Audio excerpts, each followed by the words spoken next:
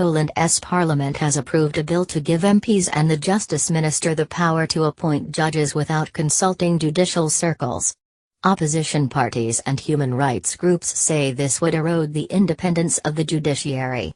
The governing Law and Justice Party says the reforms are needed because the judiciary is corrupt and serves only the elite.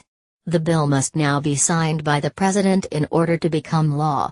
A demonstration against the changes is scheduled to take place in the capital Warsaw on Sunday. Since it came to power in 2015, the government of the conservative, populist Law and Justice Party PiS has passed a series of controversial reforms, triggering mass protests. Polish senators backed the legislation in a vote in the early hours of Saturday morning. Earlier this week, Justice Minister Zbigniew Ziobro had argued that the changes were necessary because the current system of appointing judges was undemocratic. "We want to end corporatism and introduce the oxygen of democracy there. Because Poland is a democracy based on the rule of law. This is not courtocracy," the minister said. But opposition parties are concerned that the law would give parliament, dominated by PiS lawmakers, a greater say in appointing judges, violating the constitutional separation of powers. The legislation will now go to President Andrzej Duda for signing. He has given no indication he plans to veto it.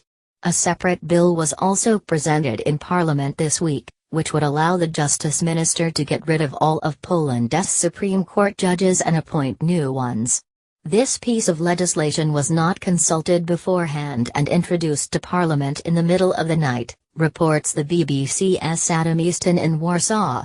Under the PiS government, the Justice Minister already wields considerable power over the prosecution service in his role as Prosecutor General because he can influence prosecutors to launch investigations, our correspondent says.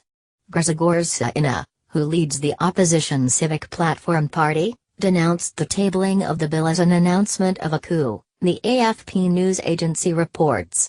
Earlier this week, the Council of Europe's Human Rights Commissioner, Nils Muiznieks, said the reforms were a major setback for judicial independence. Meanwhile, Manfred Weber, the leader of the European Parliament's largest grouping, the EPP, said Law and Justice is putting an end to the rule of law and leaving the European community of values.